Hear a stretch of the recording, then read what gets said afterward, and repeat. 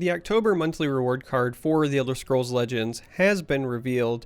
It's now in the client and viewable, and it is Champion of the Arena. This is a 7-cost warrior card.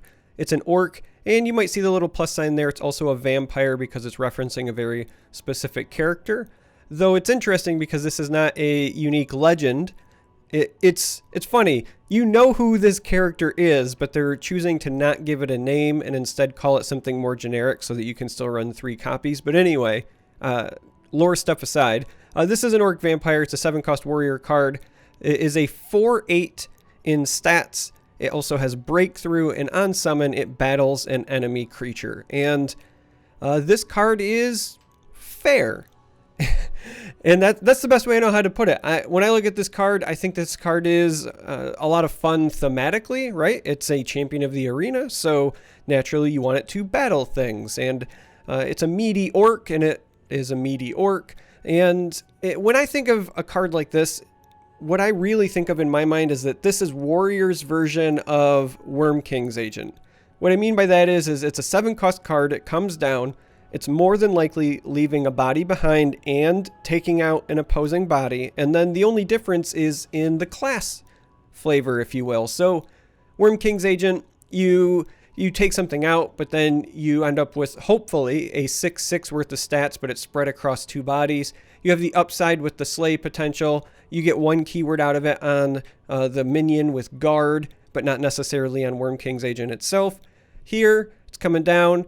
It's going to take out something. You're going to be left with a body. You get 1 keyword. Your remaining stats will vary depending on what it is that you take out. And this just has different utility, right? So while Worm King's Agent was great at helping you stabilize a board if you were behind, or sometimes snowballing your position if you also wanted to like reestablish yourself the turn or two after an ice storm, let's say, this card has the potential to be a finisher, so the breakthrough is very relevant if you hit something small. Like, let's just say hypothetically, this comes down and it takes out a 1/1. You're going to be left with a 4/7 breakthrough, and you did 3 damage to your opponent while also taking out that 1/1. Or this could take out something much bigger, right? Like this could take out, theoretically, something like a 7/3, for example, and still survive, still get that breakthrough damage in. And so there's a lot of utility here, but again, the problem that I have with this card is that it's just fair, which means it's not likely going to be good enough to see competitive play. I will put this in a couple of lists and I will try it out, and I'm sure that just like Worm King's Agent, I will probably love it because I love Worm King's Agent. And I stumped for that card for a long time, but the reality is this has the same problem that Worm King's Agent did, where it's just that it's fair. And fair is not good enough to be played in the Elder Scrolls Legends. You have to do obscene things. Here's how you know this card isn't good enough, right? I don't see the word invade anywhere on it. Yeah, I know. Cue the laugh track. Complaints about invade are kind of a meme in and of themselves at this point. But that's kind of my point, though, right? Is that it's not helping to further any degenerate archetype that currently exists. And if I'm being honest, Orc Warrior probably doesn't want to play this because it's too slow. Orc Warrior is traditionally, it's a proactive list, and it is kind of mid-rangey as well, but you're trying to close out games traditionally long before turn 7. If Gortwog is too slow, for example, then this is probably too slow. So if you're not playing this in Orc Warrior, where are you wanting to play this? And the answer is, I don't know.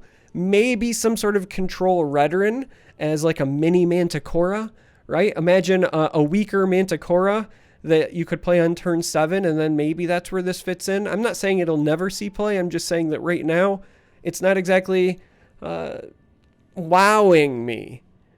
I mean, I'm excited for it. Like I said, I will play the hell out of this, but as far as like having a huge impact on the meta, I guess I'll say, right? Like this is not a sower of revenge. This is not on that level of power. So yeah, it's fun.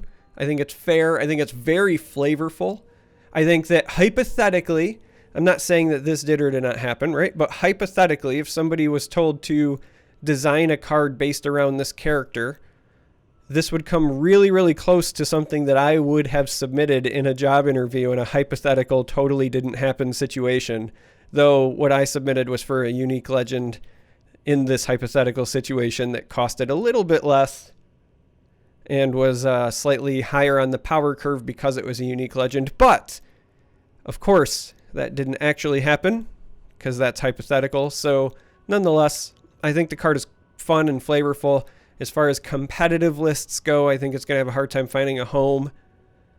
Like I said, maybe a Control Redoran or something else where you are looking to stabilize and also potentially make use of that breakthrough. So the reason I think Control Redoran specifically is it's a great setup for Unstoppable Rage. You could plop this down and take out an opposing threat. Hopefully the breakthrough stays alive, and then on curve, if it's still there, follow this up with an Unstoppable Rage, because that's your 7-8. I just don't see that happening very often. So, you know, when I think about like cool plays and amazing upside, that's where you're at. This card, another reason why I think Redoran is more likely for this as far as the landing place goes is I think this card is much, much better if you have drawn it off of an Apex Wolf, for example. If this magically has Drain as well, then this card is great. But you've got to find a reliable way to provide just that. Now, I will say this. So the other place that this could potentially shine, the place where you could really see this card maybe work, is, again, potentially Redoran, just because I don't think Warrior is the right list for this. But if you are going with a Hand Buff Redoran, so specifically you're Black Soul gemming it and you're using some of those cool new endurance cards that buff stuff that's in your hand, that's where this card has the potential to actually be kind of bonkers. Because the 4 with a breakthrough isn't like anything to write home about. But with Hand Buff shenanigans and everything that's been running around with Faded Wraith, like no joke, I played a Faded Wraith over the weekend that was like a 20 power. Like when I played it from hand, it was a 20 power and like I was overdrawing like crazy. And so if I can get my Faded Wraith to that, like just imagine this bad boy coming down, nuking something, and then you get all that breakthrough damage as well. Much the same way I've seen some people do the Dremora Channeler and Ring of Namira OTK by buffing Dremora Channeler to like, you know, a 14-14, and then you play Ring of Namira and Channeler and you just win. This has the potential to be kind of insane with a crazy hand buff, and then you could theoretically play this, nuke something, and then maybe even follow it up with like Squish the Wimpy to nuke something else and just win. So if this finds a competitive home, if it does, that's where I would expect it to be. Now, my only concern is I think that that's probably still too slow. I think your more traditional conscription-based lists that are already abusing Faded Wraith are just going to be more consistent because you're not relying on getting like a specific card. But again, if you want, I could see a Redoran control list based around this, and then also maybe based around like the old improvised weapon Flush Atronach combo, right? Flush Atronach is actually still really good with hand buff because it's a summon effect. So if your Flush Atronach is already like a 10-10 in hand, and then you play it, and then it's summon triggers, and then it gets like an extra, you know, plus 15, like that all stacks together.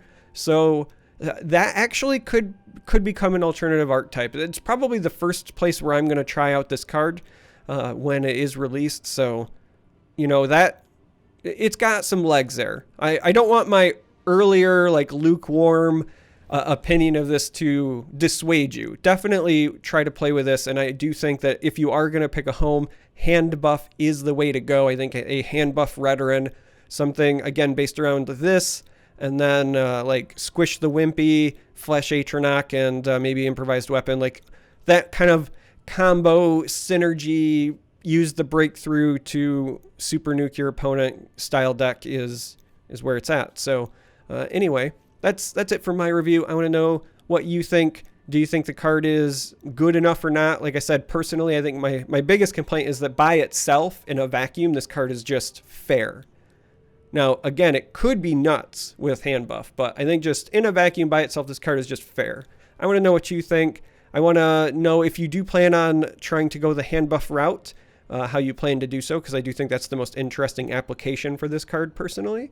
And yeah, anyway, that's it. If you made it this far and you listened to all of my ranting, I appreciate you. Thanks for watching. Consider subscribing if you haven't. How dare you? No, seriously though, consider. And that's it. Until next time, may you walk on warm sands.